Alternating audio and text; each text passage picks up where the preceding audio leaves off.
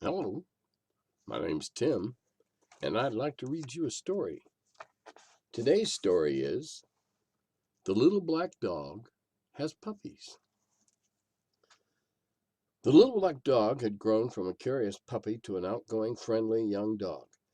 She and her playmates, Gray Stuffy, Abigail, Brandy, Shadrach, and Pasha, spent many hours romping on the beach and tirelessly fetching sticks from the water. As summer wound down and fall settled in, the captain began to notice some changes in his best friend. She's getting a bit thick about the middle, he explained to the vet when he called to schedule her for a checkup. The vet examined her, and his suspicions were confirmed. Congratulations, he announced. She's going to have her first litter of pups. The captain couldn't hide his delight. Well, my little mama dog, he said happily as he carried her back to the truck, we'll have to make sure you eat 2 good meals a day and get plenty of exercise.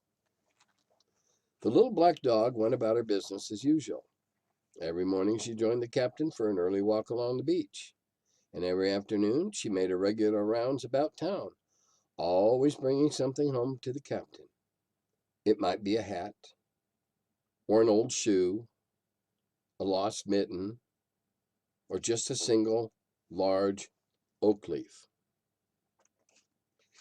Until one day, one cold, rainy day, the little black dog came home with a very big, but also a very little, surprise. She was carefully carrying a tiny orange kitten in her mouth. The baby kitten was wet and shivering, with a scraggly coat of matted fur. The captain remembered when the little black dog first came to him as an orphan pup, cold, wet, and hungry. And just as he had done then, he set out a platter of milk, and he and the little black dog watched while the wobbly kitten lapped it up. Then, to the captain's surprise, his soon-to-be mama dog licked the stray kitten all over until she was clean and shiny. She must be practicing for when she has her pups, thought the captain, as he watched her carry the little kitten up a long flight of stairs. She brought her to the spare bedroom and curled up around her on a big empty bed. Looks like I've lost my bunkmate, said the captain to himself with a smile. But by morning, the little black dog was sprawled out in her usual spot at the foot of the captain's bed. Then, one morning, to the captain's surprise, his little black dog was not there. He looked in the spare room. She wasn't there. He called for her and whistled, but she didn't come. The kitchen door was open. He knew she had gone somewhere in the middle of the night to have her pups. But where? It had been a cold and rainy night. Not good weather for having pups outside. The captain searched all day. He saw Pasha, the dog next door, down by the boathouse, but his little black dog was nowhere to be found. It was getting dark, and the captain was getting worried. It was too cold for newborn pups to be out all night. He called the dog officer, but no one had seen her. There was nothing he could do but wait, and he lay in bed listening for her. She had been born on a cold and rainy night, and he hoped she knew how to take care of herself. Early the next morning, the captain woke with a start. He heard the sound of scratching on the kitchen door and hurried downstairs to open it. There was his little black dog, tired and hungry, wagging her tail at the sight of the captain. He made her a big breakfast, wishing he could ask her about the pups.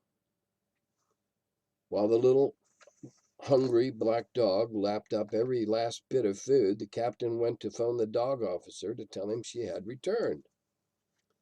When he came back to the kitchen, the door was open and the little black dog was gone. He ran outside and called for her, but he was too late. Again, she was nowhere to be seen. She couldn't have gone very far, he thought. He looked all around the yard, under every shed, and inside any possible hiding place, but he had no luck. Again, he saw Pasha down by the boathouse, but no sign of his little black dog. He'd just have to wait for her to come home. Finally, that evening, after dark, the little black dog reappeared. She looked tired and wet from the rain.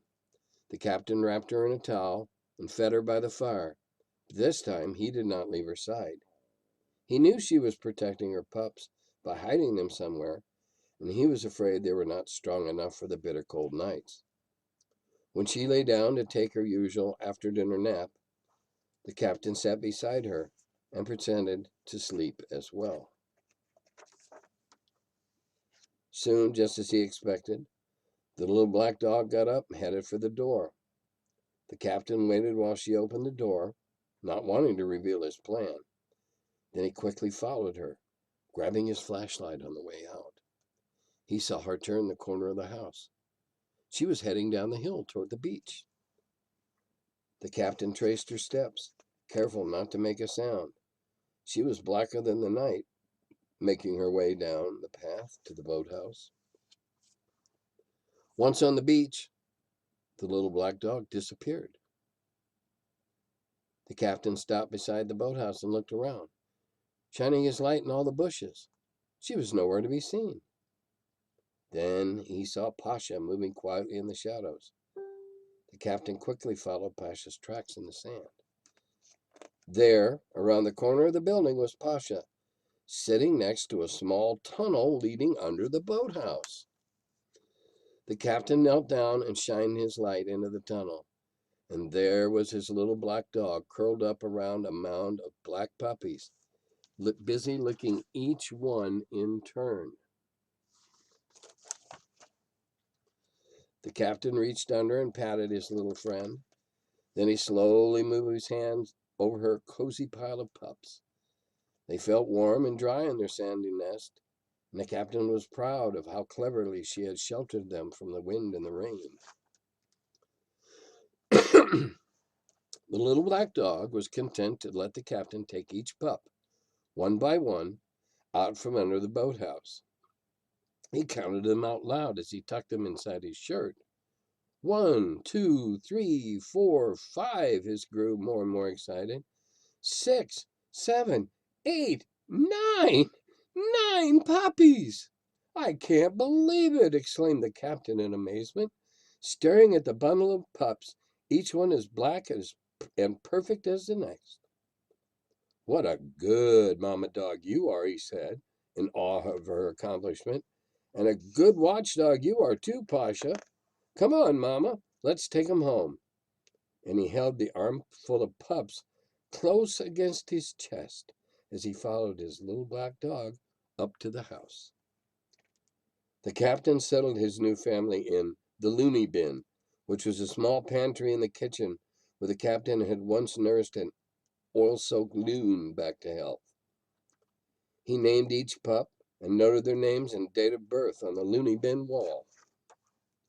And as the little black puppies grew bigger and bigger, they could be seen every morning following the little black dog and the captain on their daily walk down the beach, each pup displaying a distinct white spot on one foot, the unique markings of a new and special island breed known as the Vineyard Whitefoot.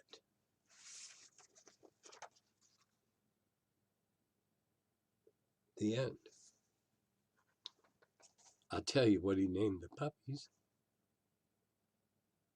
Big Boy, Honey, Bagheera, Bloodhound, Buffalo, also known as Mike, Andre, Toby Hall, Kelly's Welder, Patty, and Mrs. Spooner.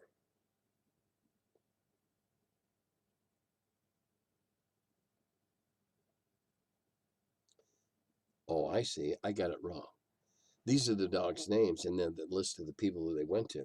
The dogs were named Big Boy, Honey, Bagheera, Bloodhound, Buffalo, Big Girl, Little Girl, Thor, and Shasta. And that's the end of the story.